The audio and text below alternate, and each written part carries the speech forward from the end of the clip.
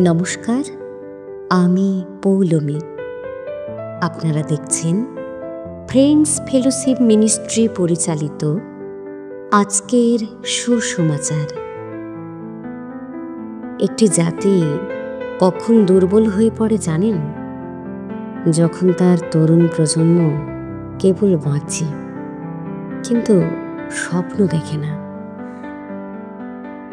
আজ আমরা এমন এক সময়ে দাঁড়িয়ে আছি যেখানে তরুণদের কাছে প্রযুক্তি, সুযোগ, স্বাধীনতা আছে, তবুও তাদের অনেকেই হারিয়ে যাচ্ছে দিকহীনতার অন্ধকারে। তারা জানে রিল বানাতে, জনপ্রিয়তা পেতে কিংবা গেমের লেভেল পাস করতে, কিন্তু জীবন গড়তে জানে কি? ব্যর্থতাকে কিভাবে মেনে নিতে হয় বা নিজেকে কিভাবে ভালোবাসতে হয়। তারা প্রতিভাবান, সন্দেহ নেই তাতে।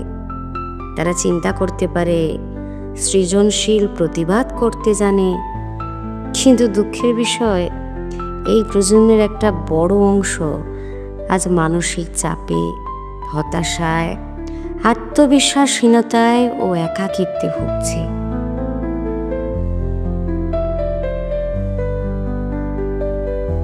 আজকের তাৎক্ষণিক আনন্দের নেশায় ভুলে যায় ভবিষ্যতের কথা।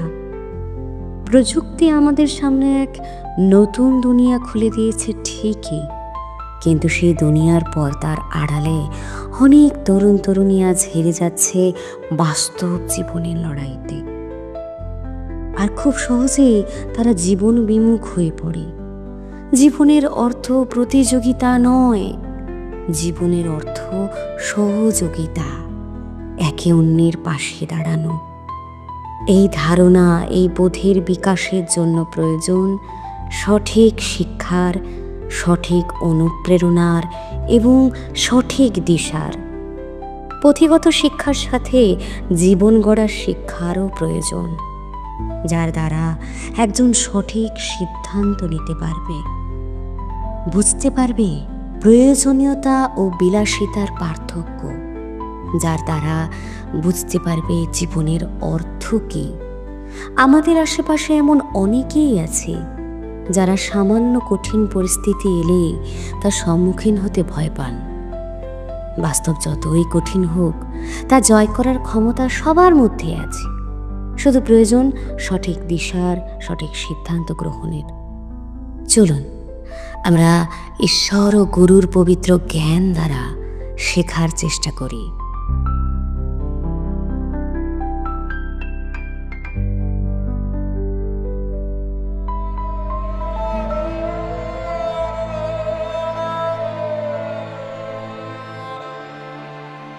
প্রথমত, যুগ যত উন্নত হচ্ছে, মানুষের, বিশেষ করে তরুণ প্রজন্মের মানসিক সমস্যা তত বৃদ্ধি পাচ্ছে।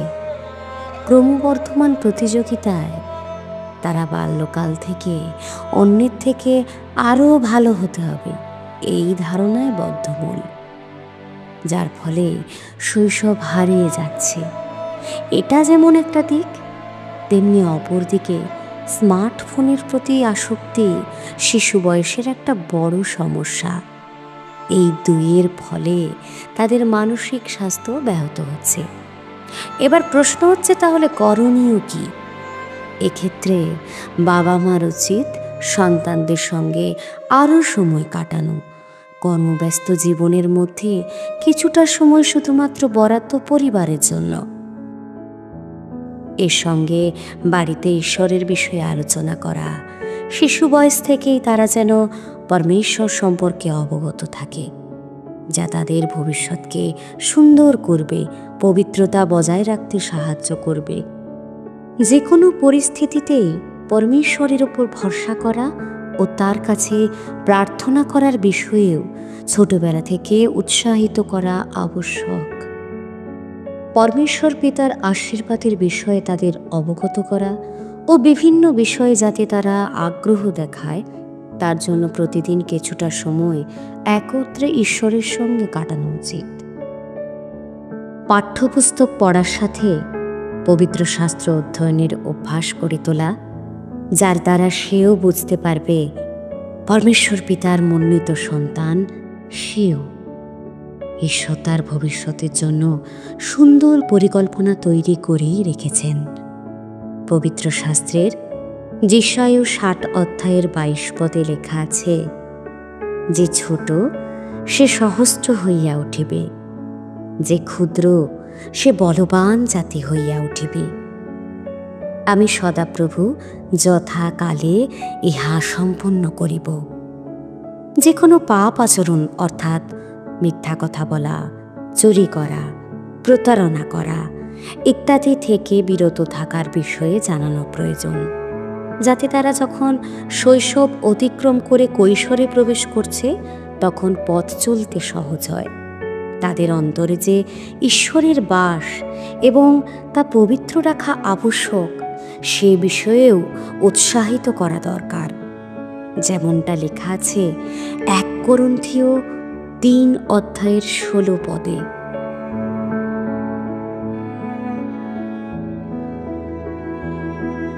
আচ্ছা, এবার আলোচনা করা যাক টিনেজারদের নিয়ে। এদের অনেকেই যখন ছোট ছিল তখন পড়াশুনো কিংবা পরমেশ্বর পিতার বিষয়ে বাবা মায়ের আজ্ঞাবহ ছিল, কিন্তু ধীরে ধীরে তারা জগদীস্থ বিষয়ের প্রতি আকৃষ্ট হতে শুরু করে, অকারণ মিথ্যের আশ্রয় নিতে থাকে। তারা ভুলে যায় তারাই জগতের দীপ্তি বা পৃথিবীর লবণ। কিন্তু লবণের স্বাদ যদি না থাকে তবে তা কি প্রকারে লবণের গুণ বিশিষ্ট করা যাবে?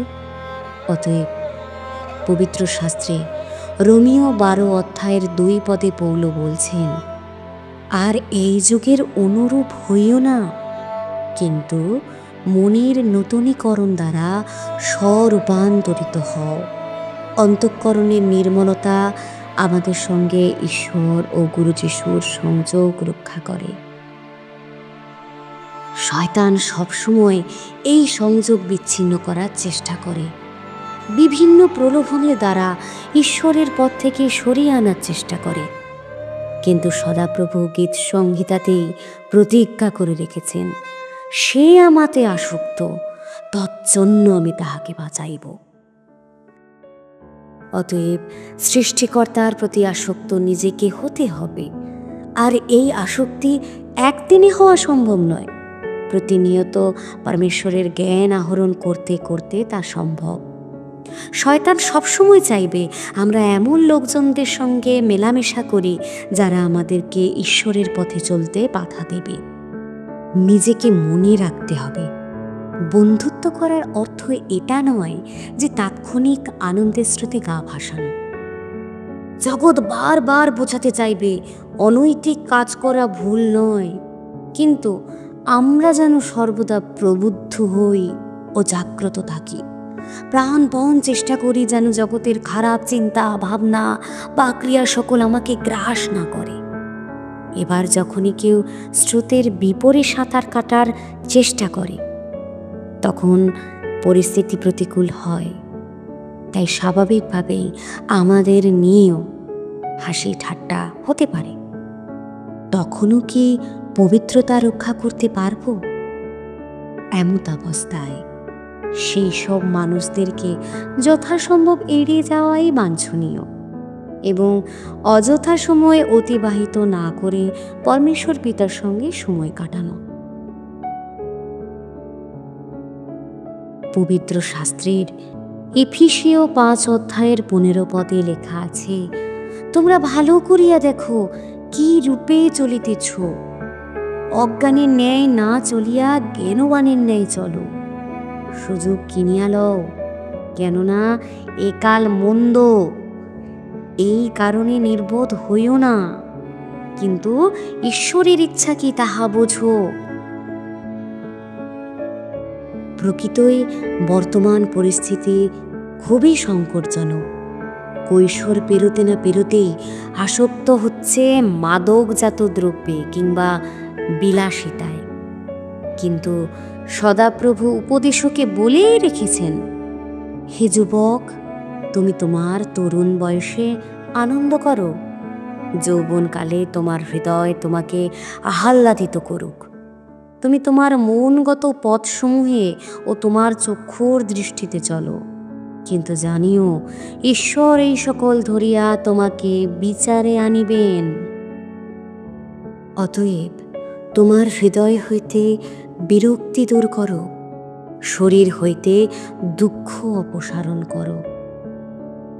কেননা তরুণ বয়স ও জীবনের অরুণোদয় কাল অসার।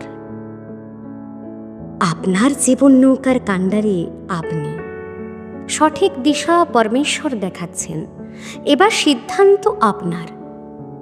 মধ্যে 7 অধ্যায়ের 24 পদে লেখা আছে, যে কেহ আমার এই সকল বাক্য শুনিয়া পালন করে তাহাকে এমন এক বুদ্ধিমান লোকের তুল্য বলিতে হইবে, যে পাষাণের ওপর আপন গৃহ নির্মাণ করিল।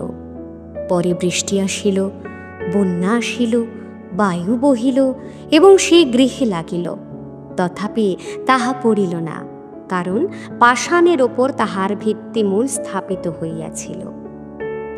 আজকের তরুণ প্রজন্ম যদি সদাপ্রভুর শিক্ষায় কর্ণপাত করে ও সত্যের পথে জীবনযাপন করে, তবে তা ভবিষ্যতে সুদূর প্রসারী ফলশ্রুত হবেই। একটা বিষয় আমরা লক্ষ্য করতে পারি, পবিত্র শাস্ত্রে দাউদের কথা, দানিয়েলের কথা, যোসেফের কথা কিংবা তিমোথেওর কথা বর্ণিত তো রয়েছে। তারাও ইয়ুথ ছিলেন। যোসেফের সামনে কি প্রলোভন আসেনি? সদাপ্রভুর প্রতি বিশ্বস্ততা রক্ষার জন্য দানিয়েল কি কঠিন পরীক্ষার সম্মুখীন হননি? তাদের পরিস্থিতিও প্রতিকূল ও কঠিন ছিল, কিন্তু তারা ঈশ্বরের প্রতি দৃঢ় বিশ্বাসী ছিলেন ও অন্তঃকরণের পবিত্রতা রক্ষা করেছিলেন এবং ফলস্বরূপ তারা পুরস্কারও পেয়েছিলেন। পবিত্র শাস্ত্র অধ্যয়ন করলে আমরা এমন অনেকের সম্পর্কে জানতে পারব এবং উৎসাহিত হতে পারব। পরিশেষে পুনরায় স্মরণ করাবো, যৌবনকালের অভিলাষ থেকে পলায়ন করুন এবং যারা শুচি হৃদয়ে প্রভুকে ডাকে তাদের সহিত ধার্মিকতা, বিশ্বাস, প্রেম ও শান্তির অনুধাবন করুন।